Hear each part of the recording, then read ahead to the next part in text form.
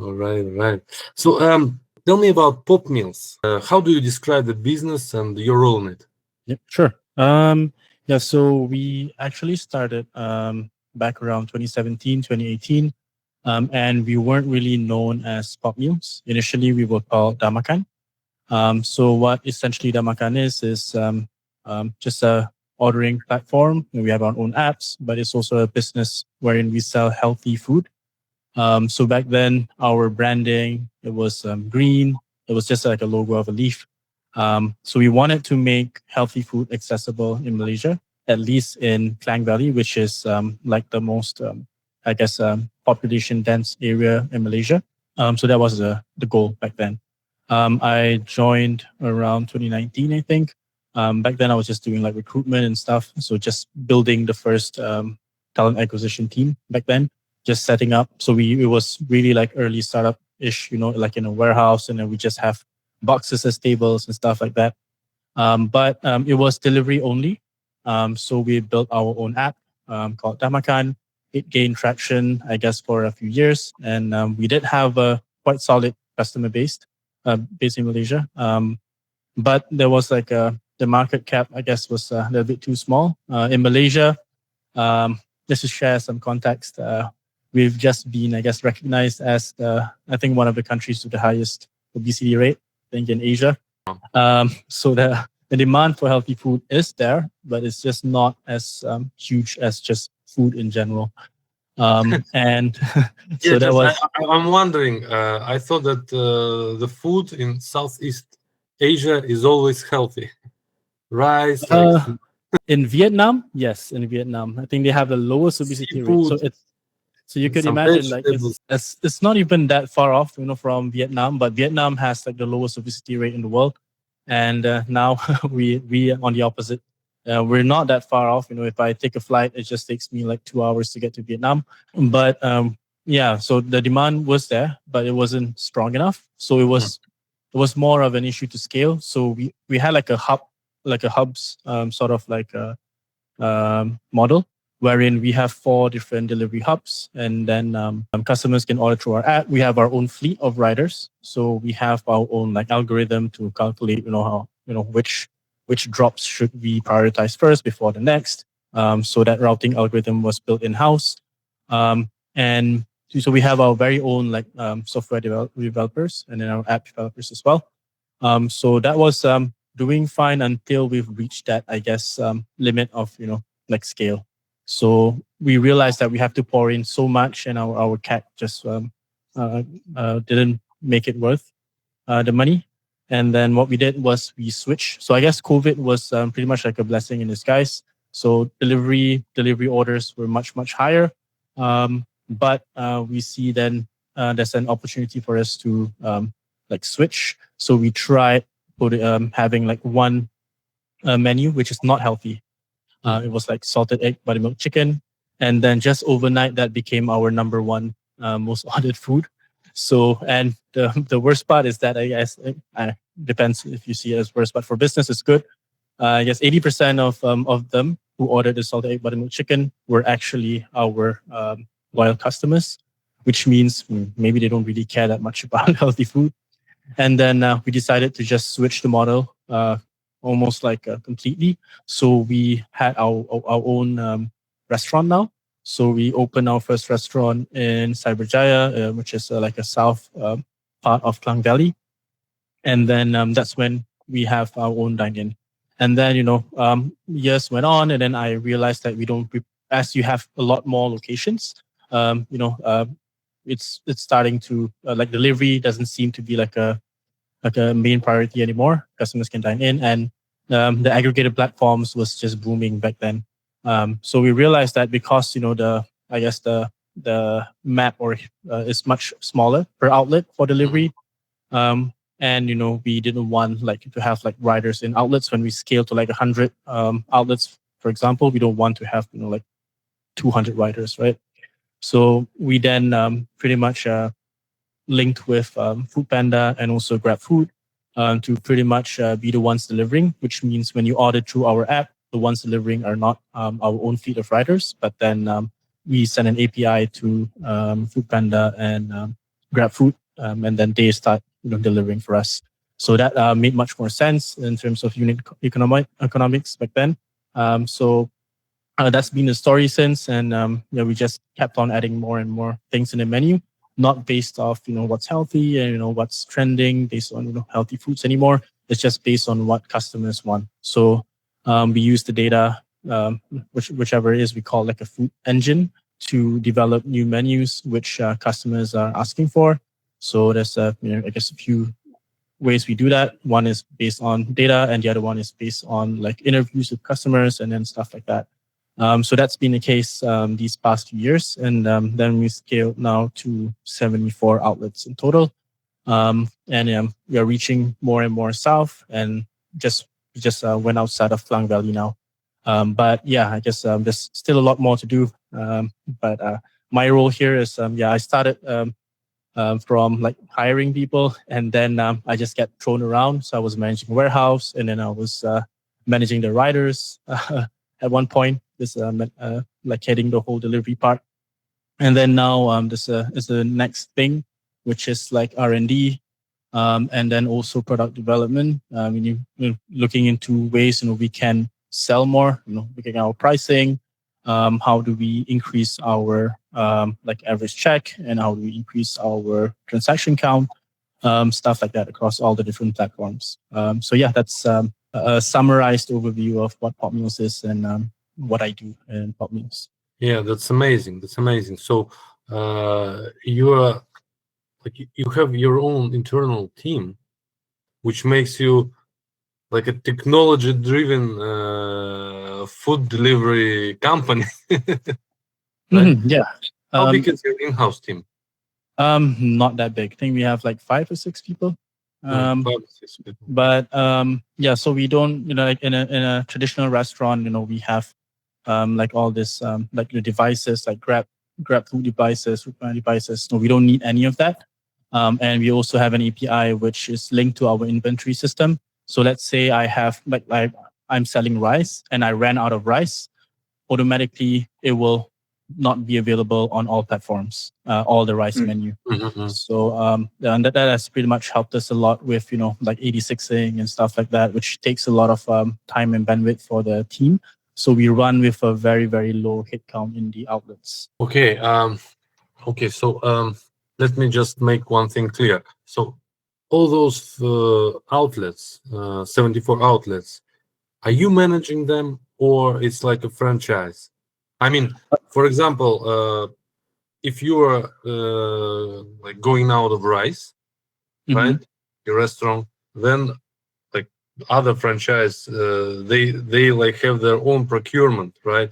Why should they like get rid of rice immediately as soon as rice is going out at your location or spot or restaurant? So even delivery for everything from rice, from dry items and frozen items are from our own warehouse. So we also have a central kitchen which produces all our meals. We send it to the warehouse. Everything is inventorized from the warehouse to the outlets. And the ordering system is also pretty much automated, which means the managers do not even order anything.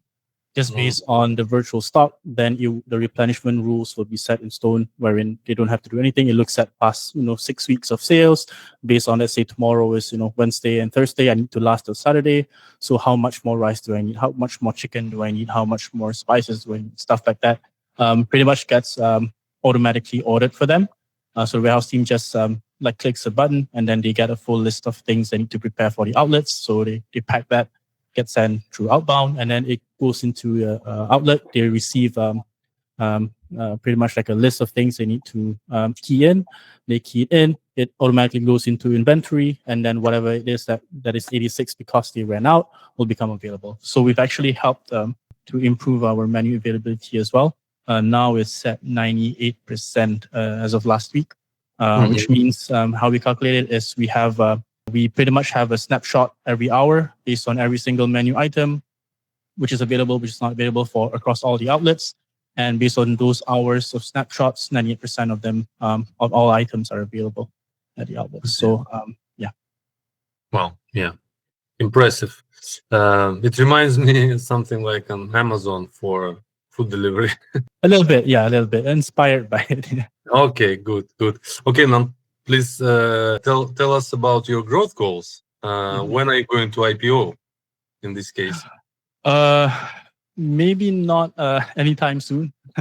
I think we're pretty much like fixing a lot of things every week, and then we're not even franchising any of our restaurants. So just like because we feel short-term like goals. short-term goals. It's to open in the southern region, which is in Johor Bahru, and then potentially set up like a warehouse in Johor Bahru once we have the number of outlets necessary, and then potentially look into how we can tap into Singapore as well, which is a whole different ball game. We're going to need to like create a new entity there, and then all these regulations and stuff. But that's like at least in the next year. That's the goal. Mhm, mhm. What obstacles do you see on your way while achieving those growth goals? I guess in any restaurant, the biggest is always operations. It's hard to I guess retention. I guess partner retention. It's always an issue. I guess not just in Malaysia. It's like a worldwide issue I can see. But it's our. But when I speak to my friends in other FMBs, it seems that we're actually having it quite easy compared to them.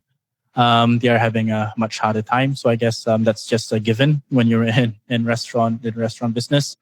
But I guess the biggest issue is that. But and also we've pretty much we're running now without like a GM for operations, so we're hiring for that role as well. So and I'm my the founders of the company asked me if I want to like run operations, but I don't want to. This is just a lot of headache. If an outlet goes out or blackout and stuff like that, I'm gonna need to pretty much like firefight. I guess like 60%, 50% of the time. Not really my cup of tea now. Yeah, totally get it. Yeah, okay, okay. So um, I also noticed that you have AI engine like on your website at least. Yeah, there is an announcement that your platform is also AI driven, and Mhm. you've collecting a lot of data, right? What do you track, and what metrics do you track? So I think a lot of the things that we do with our AI is one is on R&D. So like from our end, we've been able to pretty much come up with a lot of recipes, a lot of new menu items without having to spend a lot of time. I think AI has helped us a lot with that. So we pretty much just plug in a lot of everything that's available on our procurement end, and then it's just very straightforward. And then we find out we use AI to pretty much tell us what the sort of things we can do based on recent trends, and then just use some deep research using AI to do that. And we've cut like a lot of time just figuring out how to do things, even in operations as well. Like for example, we have a sous vide machine, and then how are we able to save a lot more time with the prep time with using sous vide machine with all the ingredients that we have. So they give us like wacky ideas like sous vide chickens and this kind of stuff, which is very very interesting. But another way is also we use that for collecting, I guess, not really collecting, but more of like analyzing the data that we have from time to time, depending on situations. Let's say now, the next 5 months, we want to find better ways for us to, work on customer service, for example. And what we do is, we can have a like a WhatsApp API. You have like an AI bot, and we do have an AI bot now. You can order through WhatsApp for our food, and that's just built entirely in house. It's not perfect, but it gets the job done for now. But that's like the direction we're going. We're pretty much seeing more and more ways we can use AI to pretty much empower our outlets. There's a lot of different things as well. We use AI tracking from the CCTV, so you can see this outlet opened late, or we can pretty much like teach it, let's say how to see if like the menu component is not available. So we actually scan every single meal that we sell, which then explains how it deducts from the inventory and stuff. But every scan also we take a picture. And then using that as well, we can dispute whenever, let's say, Grab food, there's incidents, some customers and a lot of customers actually from like aggregator platforms like Grab Food and Foodpanda, they like to like do all this like false claims or false refunds claims and stuff. Yeah. But that having a camera which takes every single picture of our meals helps a lot.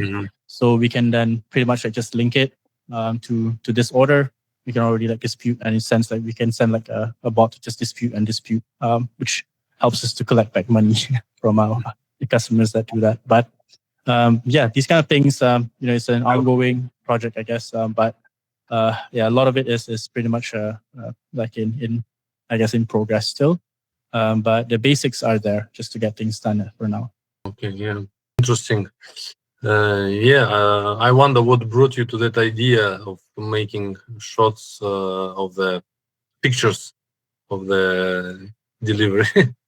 I think that it all stems from the pain points in operations. Whenever you have feedback from customers, hey, I'm getting a missing cucumber, for example, I have a missing this and that, and then we just want to make sure, or like, how do we make sure that it is true, right? This outlet always has issue with underserving the rice, for example. So it starts from that, and then we start to just having the scanner, and we just had an idea. You know what? Since we have a scanner, might as well just put a camera there. Whenever it scans, you also take a picture. So you need to have like within this frame, whenever you go to the scanner, it will pretty much like take a picture. But yeah, from there we were able to identify a lot of issues. Let's say there's like a viral post made against us. We can then check and have pictures to then clarify. And then because sometimes like the health ministry, they send their officers to come to our store. We can explain it a lot better. It helps us in a lot of ways, more than we initially thought it would. Yeah, that's pretty much the use cases for it as for now. Okay, yeah, that makes sense. Thank you. So how many orders do you have daily? Currently, give me 1 minute. I can just pull that up. And all those orders, they come through your mobile app, right? Not all. We are also on aggregator platforms, so we don't. It's still a lot of customers that are on aggregators, but we try to steal them to use our app. So how we do that is for every aggregator orders, we give them a flyer which says you download our app, you get 50% off and stuff like that, which then converts those customers who ordered through our aggregators to us, because we then can pretty much avoid having to pay the platform fees. So that's how we convert them at the moment. But yeah, you were asking about total number of orders. It's about 12,000 orders a day. 12,000 orders a day. And Yep. what are the peak times? In Malaysia, it's around 12:30 onwards. It depends on the location actually. So some of the locations where it's like near like office buildings, usually 12 o'clock is already it starts to get busy. Some people will want to go out earlier so that you don't have to face the traffic and stuff like that. But in like neighborhood areas, not really as much. But delivery orders do get busy during that time. In like neighborhood areas, like at night, sometimes it's even more busy. And malls as well. Like in Malaysia, we have malls which are in Kuala Lumpur and in Selangor, which is the Klang Valley. Orders in this area usually will be busier during daytime, but during at the outskirts, like the new ones that we opened in Malacca, in Johor Bahru, which is the southern regions, they are busy during the day, but at night it's even busier. So it really depends on the location, but just in general, usually for us it's around 1 p.m. Is when it's at the peak, and then all the way to 2:30, and then after that it becomes not that busy again, and then 5:30 onwards it starts to get busy again.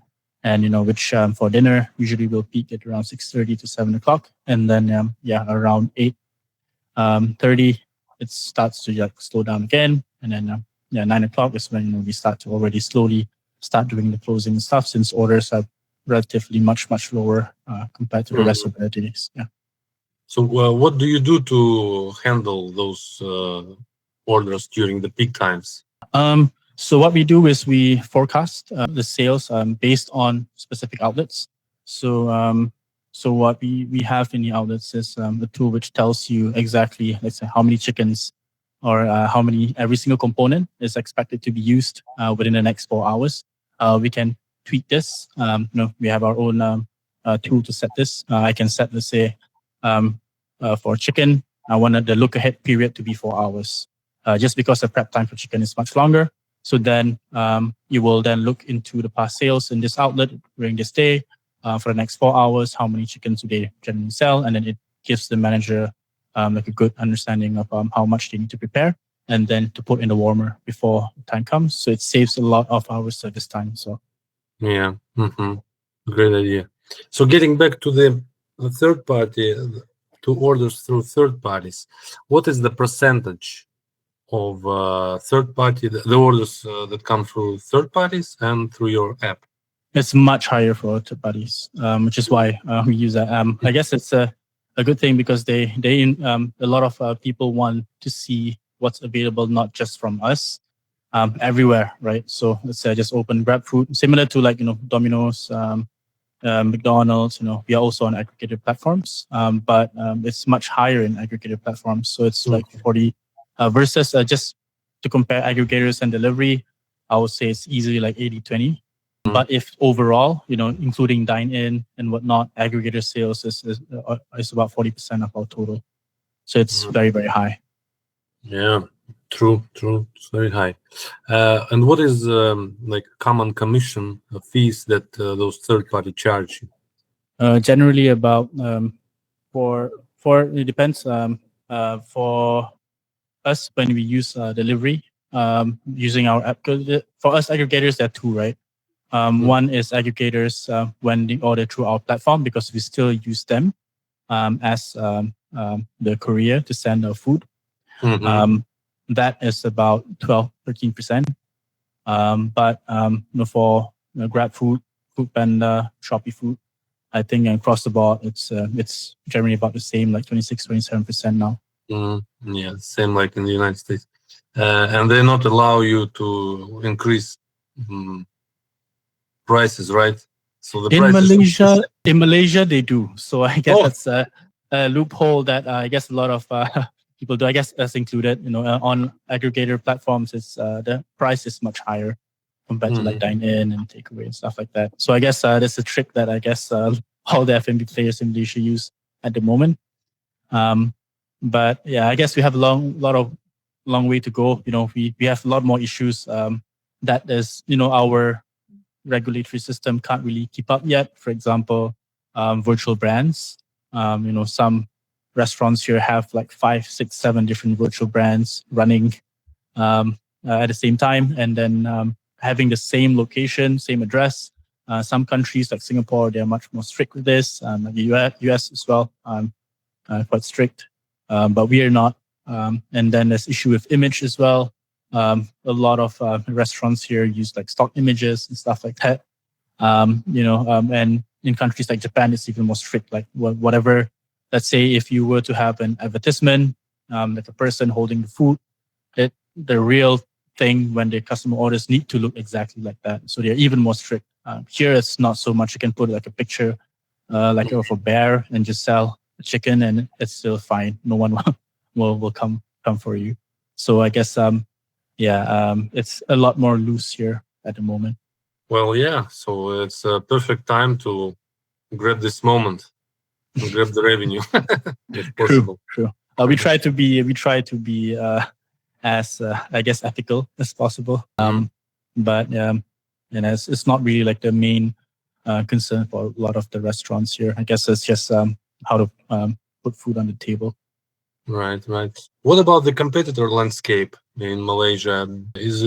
For ours, what we sell is a little bit different compared to like the restaurants. I guess like the big chains in Malaysia.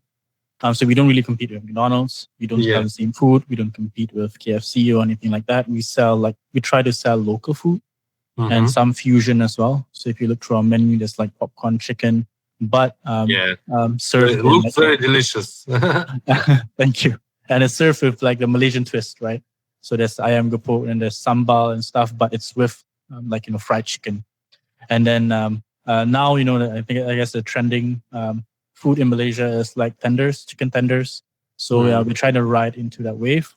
So we just launched our tenders last month, which is gaining quite good traction. But yeah, again, I guess what what what differentiates us with a lot of them is I guess the variety of food that we have. So there's some bits that as Western, we still have mac and cheese and stuff like that, but we also have local food, which puts us in a bit of an identity crisis as well. When people ask what's pop meals, you just know, oh, just popular meals. Whatever's popular, we have it. We don't really try to be like, let's go for Western, let's go for this. It's always based on data, based on customer feedback, what customer wants. Let's just try to produce that within the next 2-3 weeks, chuck it all in the warehouse, send it to the outlets and sell. I guess that's pretty much like the how I would call like a superpower that we have. We can launch within like weeks and have it in all our locations. Wonderful. Yeah, 100%. A superpower. Okay, does your mobile app allow to track how many customers start an order but never complete it? We use so for data tracking, we use CleverTap now. So I guess that in a way we can do that for now, but it's not in-house. Like the analytics for app is still using a third party for now. So we are able to using CleverTap. I see. So I mean, do you somehow tackle the drop-off or improve this funnel? We do, but it's because we also our limited team members, right? We're 5-6 people. It's not really like an active, like, okay, this guy always have to make sure that, our the drop-off rate is below this number. But, whenever there's triggers, let's say the average has been this and now it's much lower, and then we start to take a look. So we can usually identify based on their clicks, where did they click first, where did they click second. Sometimes it's because we changed the menu item lines. So, this first line, because of its new promotion, it then, the customer doesn't really scroll down enough for them to order like the high margin items. So stuff like that, we can pretty much recognize using the data. I see.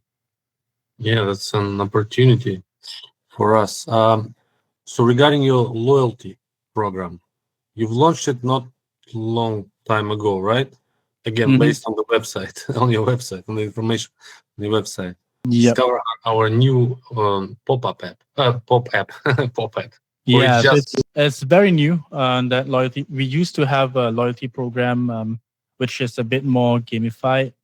It was like a snake and ladders thing.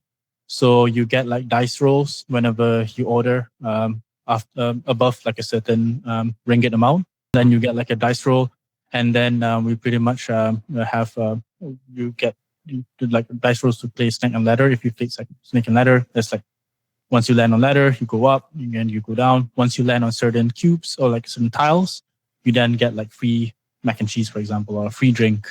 And then once you complete the snake and ladder, you go to like level 2 and level 3, level 4. It's pretty much our loyalty program, I guess, for a couple of years. And then we realized that it's not really customers don't feel like hey, getting to this like level 5 is like a huge accomplishment or anything, right? There's not much of that. And then we just look at what other people are doing. There's like Zeus Coffee, and then I guess what Grab is doing is like a platinum customer or like a gold customer. So we essentially just do that. It's still in the early stages. I think it's been like 2 months, but yeah, you get for every 10 meals, you get 1 free meal. That's one of it. And then there's also a reward shop. So you get points when you order. And then when you exceed certain number of points, accumulated points, you then, level up to like from bronze to silver to gold and stuff like that. So from the reward shop, you might get like a free super creamy mac and cheese, like an iced lemonade, or like nuggets and fries and stuff like that. The more you order. So that's how we do it now. It's not as great as we want it to be yet. But yeah, we are still working there. Right. So when a customer joins, is there an automated follow-up journey? Yes. Just pretty much automating as well. We also send it during their birthdays and stuff like that based on when they register to the app. And then let's say they haven't ordered in a certain number of weeks upon like downloading the app, because if you just ping them after a week, they might feel like, hey, this is a bit too aggressive, and they drop off. So like after a couple of weeks, send them like a nudge, like, hey, check out our app.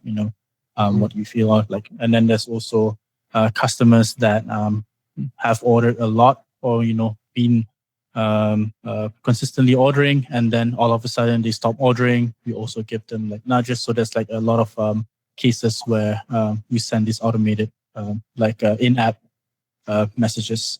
But because we have the customer's contact number as well, we also send sometimes SMS blast or like a WhatsApp blast to them. So it means like that which layout users are most engaged and who are idle, for example. And how are you currently improving tracking and improving retention rate? Actively, it's just through those I guess the cases, but it's, I guess, for now something a little bit neglected, just because of what's more important for us. Based on the percentage of sales from the other platforms, it's much more important for us to invest a lot more time on how do we get more aggregated sales and more dine-in and takeaway sales, because end of the day, dine-in and takeaway sales have the biggest margin. So as far as marketing is concerned, through our app is not as high of a priority. So I would say that for now, it's just based on those basic things, like if you haven't ordered within a certain number of weeks, you send me a nudge. And if you say you've been consistently ordered and then you don't order, you fall out and stuff like that. But there's also ad hoc times when we realize there's more use cases, we'll keep on adding to that list. Okay. Great. Okay, look, Akmal, this was incredibly helpful and very interesting to learn about your PopMeals business. It's very unusual to me, at least, and it really reminds me Amazon for food delivery. And I wish we are at that scale. Yes, that I was about to say, that I wish that you will be growing the same scale, and I'll make sure you will get the white paper we're compiling with learnings from all the brands we've talked to, and what you mentioned about the retention, about the dependency on the third parties. And we've worked on some strategies that helped other brands to navigate them. And what do you think about like a follow-up call in a couple of weeks where I can share a couple of tailored ideas based on what you've shared? And we could figure out how we can improve your metrics in this case.